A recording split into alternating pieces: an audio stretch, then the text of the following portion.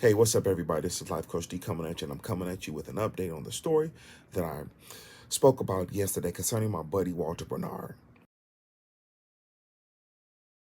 So, as mentioned in the previous video, and for more detail, please go back and check the previous video. I'll put a link in this actual story to that video on YouTube. He had a hearing on August 21st, a complete sham of a hearing.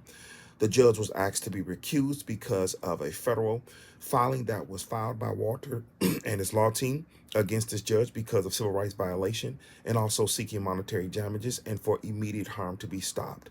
The judge refused to recuse himself.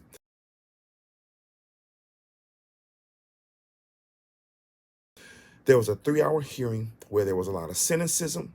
There was a lot of things that had nothing to do with the law. He continued speaking on things that were unlawful, did not want to address the fact that he had operated outside of the appellate court.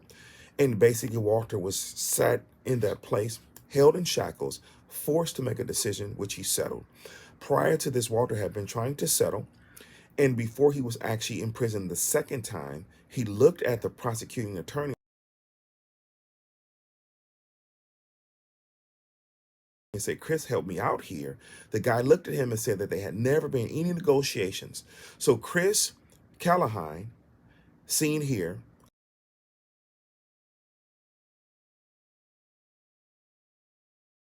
a crooked attorney, associate with a crooked law firm as far as I'm concerned, with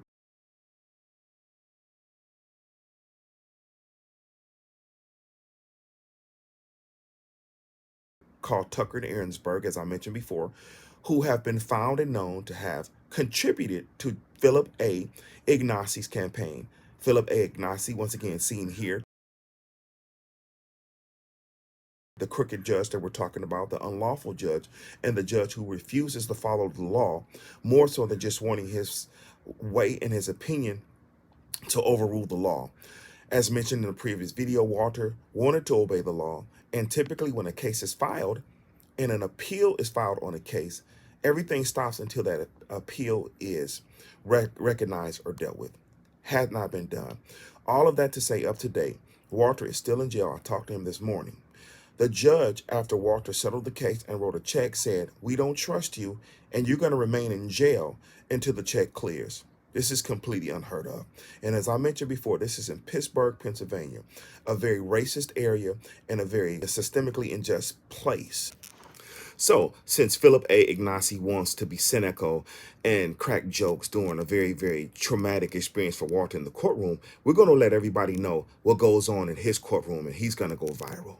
And so, since Christopher Callahan wants to be cynical and say things like, "Fool me once, shame on you. Fool me twice, shame on me," concerning Walter writing a check and thinking that the check is not going to clear when Walter clearly wanted to negotiate earlier, but now because of all the exposure and now the focus that's going to be on Pittsburgh and Tucker and Ahrensberg's law firm, yeah, we're going to go ahead and let him be exposed since they think it's funny. We're going to see how funny it is when the story goes viral. This is why it's so important to share this story. The last thing that I would say is Walter had a federal case that was completely dismissed because he was in jail and they were trying to communicate to him during this time. One thing I forgot to mention is that all of Walter's communication was cut off from Monday after his hearing until this morning, ironically, where his federal hearing was scheduled. This is a black attorney in Pittsburgh. This is no coincidence, but this is exposing corruption. So this is a completely unjust situation. I want you guys to share this with everybody you know. Let this story go viral because what is happening to Walter is unheard of. Every person that hears this story is like, what is going on and why has things happened the way that it has? But I'm here to tell you it's happened because you have a racist court system. This is just completely injustice being done to Walter. As mentioned before, he is a former NFL player. He is a Howard Law grad, and he's a great attorney. Walter has never done anything to be malicious towards anybody. He's always done everything he could do to help others, including some of the stories he's told me about helping individuals in jail right now, and he's been there to encourage them. So can you imagine being put in jail for no reason because of a judge's stubbornness and his willingness to not obey the law, and then somebody still having an attitude where they're going to help others? And this is the type of person that Walter is. So the Sean Kings of the world, the Karen Hunters, the Dr. Greg Carrs, the Roland Martins, the Dr. Boyce Watkins, the Dr. William Barbers out there, please get the story to them, because this needs to go viral, because what has happened is completely unjust, as I mentioned. So that is what I have. Justice for Walt B is the hashtag. So please get it out there. Please comment, like, and also just share with everybody else, because we need this to be exposed, and we need this corrupt system in Pittsburgh, PA, Alameda County or Allegheny County to be exposed. Okay?